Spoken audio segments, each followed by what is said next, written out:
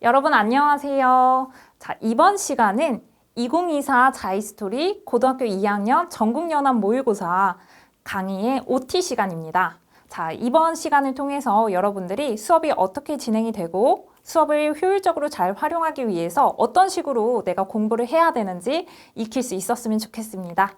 자, 먼저 우리 책이 어떻게 구성이 되어 있는지 살짝 이야기를 해보도록 하겠습니다. 자, 이 책을 펼쳐본 친구들은 알겠지만 최근 3년간의 기출문제들이 수록이 되어 있습니다. 그리고 각각의 연도마다 총 4회 분량의 모의고사가 수록이 되어 있어요. 3월, 6월, 9월, 11월 이렇게 해서 총 12회차 분량의 모의고사가 수록이 되어 있는데요. 자, 선생님이 이 강의를 작년에도 진행을 했었습니다. 그래서 이번 강의에서는, 올해 강의에서는 작년과 이 내용이 겹치는 부분은 작년에 찍었던 내용을 업로드를 할 예정이고요. 이번에 새롭게 책에 추가가 된 부분만 선생님이 새로 촬영을 할 예정입니다. 자, 새롭게 강의가 진행될 부분이 어디냐면요. 2023년 3월, 6월, 9월, 그리고 2022년에 치렀던 11월 모의고사 이렇게 총 4회 분량의 수업은 선생님이 이번에 새로 촬영을 할 예정입니다. 자, 그러면 우리가 고등학교 2학년 모의고사를 집중적으로 분석하기에 앞서서 고등학교 2학년 모의고사가 어떻게 구성이 되어 있는지를 살펴보아야겠죠. 자, 여러분들 우리 고등학교 3학년 모의고사랑 고등학교 2학년 모의고사의 가장 큰 차이점이 무엇이냐면 시간도 같고요. 문제의 개수도 같습니다. 그런데 어떤 영역이 출제되느냐가 차이가 있습니다. 자, 여러분들이 이제 고등학교 3학년에 올라가게 되면 그리고 수능을 치르게 되면은 공통 영역과 선택 영역으로 나뉜다라는 것은 알고 있을 거예요.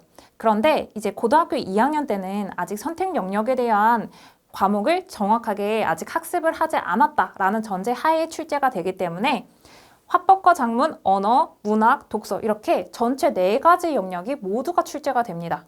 자, 특히 언어와 매체 중에서 매체 부분만 제외하고 언어 부분만 출제가 되기는 하지만 우리가 기본적으로 4가지 영역이 골고루 출제가 된다라고 알고 계시면 좋을 것 같고요. 화법과 작문에서 전체 10문제가 나오고 언어에서 5문제, 그리고 문학에서 15문제, 독서에서 15문제 이렇게 출제가 됩니다. 자, 화법과 작문에서는 우리 10문제 중에서 가장 앞에 실려져 있는 3개의 문제는 화법에 관련된 문제이고요. 자, 주로 어떤 담화 유형이 출제가 되고 이 담화 유형에서 어떤 부분들이 문제에서 자주 물어보는지 이런 부분들은 선생님이랑 본격적으로 강의를 진행하면서 같이 살펴보도록 하겠습니다. 자, 그리고 앞에 3개의 화법 문제가 끝나면 화법, 작문, 통합 지문이 가운데에 출제가 됩니다. 4번부터 7번까지 해당하고요. 자, 그리고 마지막 3문제가 작문에 해당하는 문제가 출제가 됩니다. 자, 그런데 이 부분과 관련하여서 간혹 이런 친구들이 있습니다. 선생님, 저는 화법과 작문 선택 안 할 건데 고등학교 2학년 모의고사 볼 때 이거 봐야 되나요? 보지 않아도 되나요? 질문하는 친구들이 있는데요. 당연히 봐야 합니다. 자, 왜냐하면 우리 고등학교 2학년 모의고사가 출제될 때 그 시기까지 학생들이 배운 내용들을 점검하게끔 문제가 출제가 돼요. 그래서 여러분들이 내가 전국에 있는 이 고등학교 2학년 학생들 중에서 객관적으로 어느 정도의 위치에 와 있는지를 제대로 점검을 하고 싶다면 1번부터 45번까지 정해진 시간 안에 다 풀어보셔야 합니다. 자, 그리고요. 자, 화법과 작문을 실제로 선택하지 않는다 하더라도 화법과 작문을 풀어야 하는 이유가 뭐냐면 화법과 작문이라고 해서 우리 원래는 이 교과 자체가 말하고 듣는 능력 그리고 글을 쓰는 능력에 관한 학문이기는 하지만 모의고사에 출제가 될 때는 독서 영역과 크게 다르지 않게 출제가 됩니다. 주어진 글을 읽고 여러분들이 문제를 풀 수 있는지 이런 능력을 확인하는 식으로 출제가 되기 때문에 화법과 작문도 여러분들이 당연하게 푸셨으면 좋겠고 언어 영역도 마찬가지입니다. 언어를 선택하지 않는다고 하더라도 여러분들이 어느 정도의 문법적인 지식을 가지고 있어야지 화법과 작문이나 문학을 풀 때도 이런 관련된 부분들이 출제되는 부분들이 있기 때문에 여러분들이 기본적으로 언어라고 하는 이 문법 영역도 잘 문제를 풀어 두셔야 되고요. 그리고 지시문이 제공이 되고 이 제시문을 바탕으로 여러분들이 문제를 풀게끔 되는 경우가 많기 때문에 자, 언어 영역도 빠뜨리지 말고 반드시 풀어보셨으면 좋겠습니다. 자, 그리고 여러분들 아마 이 강의를 듣는 대부분이 고등학교 2학년에 해당하는 학생들일 텐데요. 자, 대부분의 학교에서 고등학교 2학년 때 독서와 문학 영역을 아마 내신 범위로 진도를 나갈 거예요. 그래서 여러분에게 하고 싶은 가장 중요한 이야기 중에 하나가 여러분들이 고등학교 2학년 때, 고등학교 2학년이야말로 독서와 문학을 공부하는데 가장 좋은 적기라고 이야기를 할 수가 있습니다. 그렇기 때문에 여러분들이 문학에 있어서도 다양한 영역들을 쭉 살펴보면서 갈래별 특성이라거나 아니면은 각각의 시대에 있어서 대표가 되는 이런 작품들 반드시 공부를 해 두셔야 되고, 교과서에 수록되어 있는 이런 문학 작품에서 멈추는 것이 아니라 내신을 출제하실 때 선생님들이 간혹 가다가 이제 변별을 위해서 외부 지문을 많이 활용하기도 하시잖아요. 그렇기 때문에 여러분들이 교과서 안에 있는 문학 작품에서 멈추는 것이 아니라 다양한 기출 문제들을 풀어보면서 문학이 실제로 출제가 될 때 어떤 식으로 출제가 될 수 있을지 계속 연습하셔야 됩니다. 자, 그리고 독서도 마찬가지입니다. 독서도 여러분들이 고등학교 2학년 때 최대한 많이 연습을 해 두셔야 이제 3학년에 올라가서 선생님 저 시간이 많이 부족해서 독서 한 지문 아예 풀지도 못했어요, 이런 이야기를 안 할 수가 있어요. 그래서 독서도 최대한 많은 글들을 여러분들이 접하셨으면 좋겠는데, 자, 특히 이런 경우가 많죠. 저는 과학 지문만 나오면은 손도 못 대겠어요. 저는 철학이 좀 안 맞는 것 같아요. 이렇게 특정 영역과 좀 안 맞는 경우가 많이 있는데요. 자, 이럴 경우에 여러분들에게 해결책을 주자면 해당 영역에 대한 어렵지 않은 글들을 여러분들이 평상시에 좀 많이 읽어두시면 그런 것들이 이제 배경 지식이 되어서 낯선 글을 읽는다 하더라도 우리가 글에 직접적으로 드러나 있지 않은 정보들을 추측을 잘 하고 내용들을 잘 연결을 해서 여러분들이 필요한 정보를 잘 찾아낼 수가 있습니다.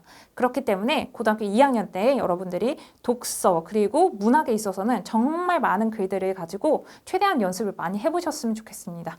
그렇게 하기에 가장 좋은 것은 이 고등학교 2학년 전국연합 모의고사 기출문제를 여러분들 기본적으로는 깔고 가셨으면 좋겠습니다. 자, 우리 강의는 어떤 식으로 진행이 되냐면 각각의 그 회차별로 3가지 영역으로 나누어서 강의가 진행이 될 예정이에요. 그래서 화법과 작문부터 언어까지 해서 15문제 한 강의를 찍고, 그 다음 강의로는 문학 15문제 강의를 찍고, 마지막으로는 독서 15문제, 이렇게 차례대로 진도를 나가보도록 하겠습니다. 자, 여러분들에게 그렇다면 이제 우리가 본격적으로 수업을 나가면서 어떤 식으로 공부를 하시면 효율을 많이 올릴 수 있을지에 대해서 간단하게 이야기를 해보도록 하겠습니다. 자, 여러분들, 우리는 기본적으로 문제풀이 수업입니다. 그렇기 때문에 여러분들이 문제를 직접 풀어오지 않으면 사실 이 강의가 여러분들에게 크게 영향가가 없을 수도 있어요. 그래서 여러분들이 반드시 해야 할 작업이 뭐냐면, 먼저 문제를 풀면서 내가 이해가 되지 않는 부분이 있다면 어디서부터 이해가 되지 않는지, 막히는 게 있으면 어디부터인지, 시간을 많이 잡아먹는 부분이 있으면 어디인지, 이런 것들을 점검을 하면서 먼저 문제를 풀고 그 다음에 같이 해설 강의를 들으셨으면 좋겠습니다. 그래서 해설 강의를 통해서 내가 맞았다고 하더라도 정확하게 잘 알고 맞은 것인지, 내가 틀렸다면 어떤 부분 때문에 막혀서 틀린 것인지, 이런 것들을 정확하게 잘 짚으셨으면 좋겠고요. 자, 2번째로 여러분에게 당부하고 싶은 내용은 강의를 듣고 그때그때 바로 복습을 하자라는 것입니다.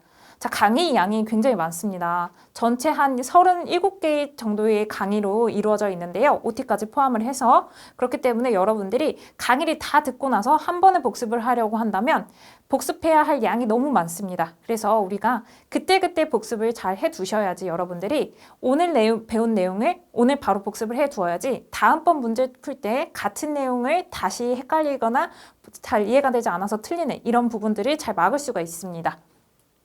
자, 그래서 강의 듣고 곧바로 복습하기가 2번째에 있었고, 3번째로 당부하고 싶은 내용은 문제 풀고 부족한 개념 보충하기라고 적어 두었습니다.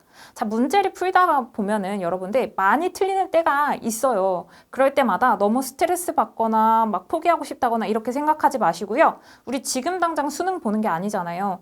그리고 지금 정확하지 않은 거는 차라리 틀리는 게 오히려 도움이 될 수가 있습니다. 틀리고 나서 내가 이 부족한 부분을 정확하게 짚고 난다면 여러분들이 다음번에 이걸 물어봤을 때 그때 다시 안 틀릴 수가 있어요. 그렇기 때문에 여러분들 틀렸다 하더라도 기죽지 마시고요. 진짜 공부는 내가 모르는 걸 발견했을 때 여러분들이 진짜 공부를 할 수가 있습니다. 잘하는 걸 계속 잘하는 것보다 못하는 걸 채워서 성적을 올리는 게 훨씬 더 여러분들한테 도움이 많이 될 수가 있습니다. 자, 그리고 4번째로 하고 싶은 이야기는 자, 여러분들 고등학교 2학년 때부터 이제 시간이 날 때마다 계속 수능, 모의고사, 기출문제를 푸셔야 됩니다.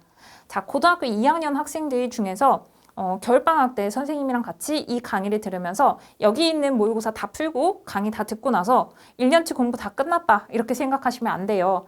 여기에 있는 내용을 잘 이해를 하고 난 다음에 다음 스텝으로 넘어가셔야 됩니다. 다음 스텝은 이제 고등학교 3학년 모의고사와 수능 기출문제를 풀어보는 것입니다. 그렇기 때문에 여러분들 계속 문제를 풀면서 실전의 감각을 유지를 하셔야 되고 내가 부족한 부분을 계속 찾으면서 메꾸는 이런 작업을 하셔야 됩니다. 자, 마지막으로 하고 싶은 이야기는 사실 우리 45개의 문제를 80분 동안 다 풀어내는 게 정말 힘든 작업입니다. 그래서 여러분들 중에서는 선생님 저는 아직 공부가 다 되지 않아서 한 번에 1번부터 45번까지 다 푸는 게 너무 부담스럽습니다. 그리고 시간을 재서 푼다면 시간에 쫓겨서 제가 제시문이 잘 집중이 되지 않는 경우가 많아요.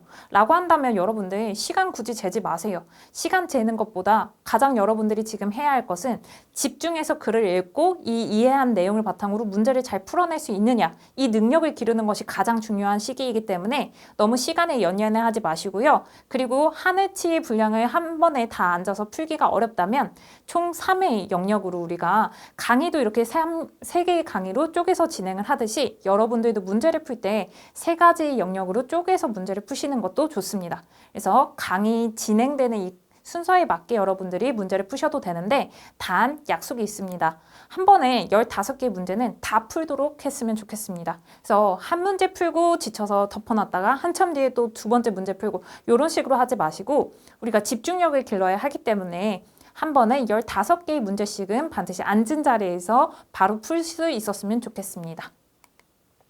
자, 여러분들 그러면 우리 OT에서 전달하고 싶은 이야기는 충분하게 전달을 한 것 같고요. 자, 우리 본격적으로 다음번 강의에서부터 중요 영역별로 선생님이 어떤 부분들이 자주 출제가 되는지 그리고 여러분들이 반드시 익혀놓아야 할 개념이 무엇인지 짚어주도록 할 테니까요. 바로 다음 시간 1강으로 여러분들이 바로 오셨으면 좋겠는데 강의 바로 틀지 마시고 여러분들이 먼저 해야 될 게 있죠. 문제를 먼저 풀고 오셔야 됩니다. 자, 여러분들이 첫 번째로 푸셔야 될 문제는 2023년 3월 모의고사인데요. 자, 앞부분의 문제까지는 괜찮을 수 있어요. 그런데 우리 독서 부분이 특히 많이 어렵습니다. 1등급 컷이 굉장히 낮았는데 그때 그 난이도가 굉장히 높았다라고 평가받는 이유 중에 하나가 독서 지문이 어려웠던 것도 있고 문법도 조금 어려웠습니다. 그렇기 때문에 여러분들 나만 어려웠던 게 아니라 모두가 다 어려웠던 시험이니까 절대 포기하지 마시고 여러분들이 풀 수 있는 만큼은 정확하게 읽고 문제를 풀고 오셨으면 좋겠고요. 틀린 부분들이 우리 강의에서 선생님이 하나씩 다 짚어주도록 할 테니까요. 자, 일단은 여러분들 문제 먼저 푸시고 첫 번째 강의에서 만나도록 하겠습니다.